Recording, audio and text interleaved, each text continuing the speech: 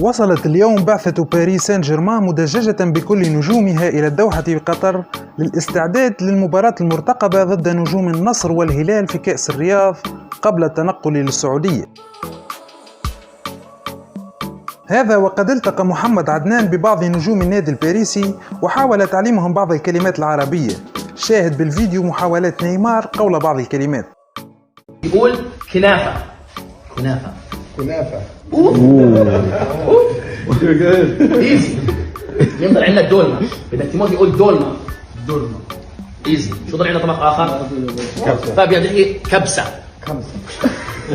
لكن السؤال هو، هل سيلعب ميسي نيمار ومبابي في مباراة ودية دون الخوف من الإصابات؟ الإجابة في الفيديو الذي يظهر أمامك في الشاشة. لايك للفيديو وادعمنا بالاشتراك في القناة من فضلك لمشاهدة آخر أخبار كرة القدم.